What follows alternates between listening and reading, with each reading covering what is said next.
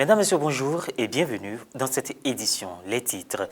Les fidèles de la paroisse Sainte-Bernadette de Makori-Est dans la diocèse d'Abidjan ont célébré leur sainte patronne le dimanche 21 février 2021. Moment festif mais aussi occasion d'inviter les chrétiens à la reconstruction de leur église. Et puis, premier dimanche du carême, le pape François est revenu sur le sens des 40 jours au désert vécus par Jésus-Christ en invitant les chrétiens à résister eux aussi face à l'emprise de Satan.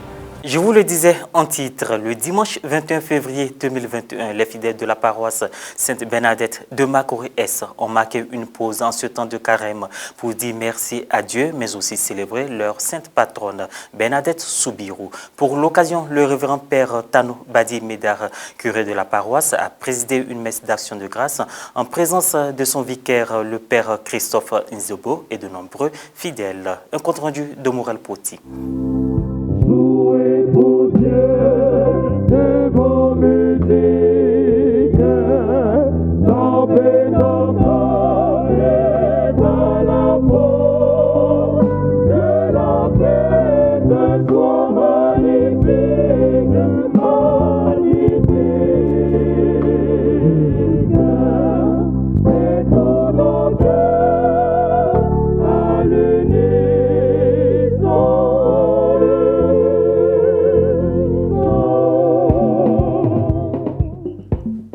De célébrer leur sainte patronne Bernadette Soubirou, les fidèles venus nombreux ont pris la paroisse d'assaut dès 8 heures. Le père curé Tano Badi Médard a présidé la célébration eucharistique de ce jour mémorable, en présence du père Christophe Nzebo, vicaire de la paroisse, sans oublier les paroissiens parmi lesquels les membres du conseil pastoral paroissial. Le premier responsable de la paroisse a axé son homélie sur la véritable repentance et reconversion de soi, tout en faisant corps avec l'Esprit Saint. Dieu, il travaille dans le temps. Le temps, c'est Dieu. Il va t'aider à changer un peu. Alors, tu vas faire silence. Tu vas invoquer le Saint-Esprit. Esprit de lumière, lui demandant de te montrer la partie de ta vie que tu veux changer en ce temps de carême.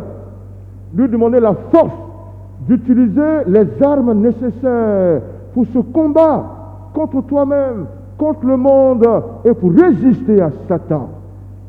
Et à Pâques, tu auras le sentiment profond que quelque chose a changé dans ta vie. Et c'est ce que je souhaite pour toi.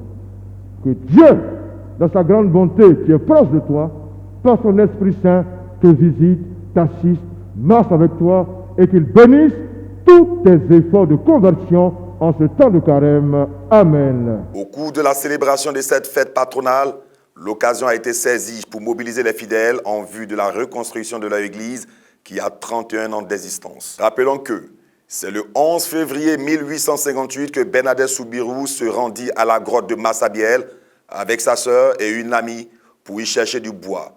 Et c'est là qu'elle fut témoin d'une première apparition silencieuse de la Sainte Vierge Marie.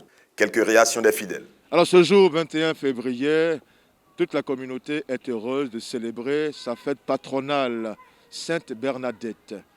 Dans le calendrier liturgique, vous savez que le mois de février, nous célébrons deux fêtes. En février, le 11 février, c'est la fête de Notre-Dame de Lourdes, Santé des Malades, la journée mondiale des malades, suivie de la journée de la lèpre. Et le dimanche qui suit, une semaine après, la fête de Notre-Dame de Lourdes, Santé des Malades. Dans le calendrier liturgique, nous célébrons la fête de Sainte Bernadette, le 18 février qui était le jeudi. Alors la communauté a voulu célébrer cette fête non pas en semaine, mais ce dimanche 21. Donc jour de joie, jour de fête patronale et l'occasion également de célébrer en même temps les 30 ans plus 1, donc 31 ans de l'érection de cette communauté en paroisse depuis 1990. Donc deux événements en un, la fête patronale et la fête des 30 ans plus 1. L'année dernière, c'était les 30 ans, mais le Covid nous a pas permis de célébrer les 30 ans.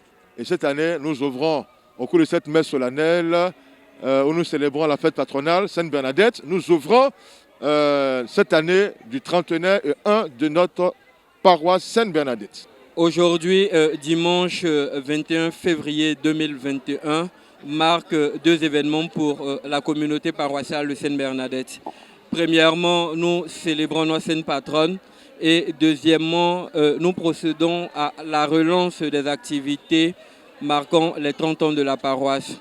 C'est l'occasion pour nous de rendre grâce à Dieu pour tous ses bienfaits dans la vie de la communauté, de lui confier également nos projets, principalement celui de la construction de notre nouvelle église. Nous avons concocté un programme qui sera présenté par le délégué du comité d'organisation des 30 ans de la paroisse. Pour notre part, nous avons vécu une belle cérémonie. Nous invitons les paroissiens, les amis de Sainte-Bernadette de nous accompagner dans ce projet de reconstruction de notre église. En ce jour de la messe d'action de grâce de notre sainte patronne, c'est vraiment un insigne honneur, un clin d'œil que Dieu nous fait, parce que c'est notre sainte patronne et c'est l'église tout entière qui est en fête. Mais en tant que président des responsables des femmes de ma paroisse, nous allons nous rassembler, c'est-à-dire rassembler toutes nos synergies pour qu'on puisse construire une église famille sur cette paroisse-là. Le Grand Prix de mérite citoyen Bakanja Kibangu, lancé par le comité laïque de coordination, un collectif laïque catholique congolais au nord des citoyens congolais qui se distinguent par des actes concrets et exceptionnels. Cette année, il a été décerné au cardinal Laurent Mosengo, archevêque émérite de Kinshasa, et au docteur Mukwege, gynécologue prix Nobel de la paix 2018, en raison de leur combat en faveur de la promotion des valeurs républicaines ces dernières années. Pendant le carême, le pape François exhorte à ne pas avoir peur du désert. Avant l'angélus de ce premier dimanche du carême, le dimanche 21 février 2021, place Saint-Pierre, le pape François a en effet commenté l'évangile du jour qui rapporte les tentations de Jésus au désert. Aujourd'hui, premier dimanche de ce temps liturgique,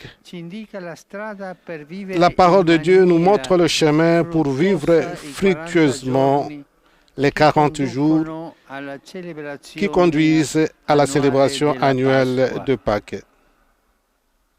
C'est le chemin parcouru par Jésus, que l'Évangile, dont le style essentiel de Marc, résume en disant que lui, avant de commencer sa prédication, s'est retiré pendant 40 jours dans le désert où il a été tenté par Satan. L'évangéliste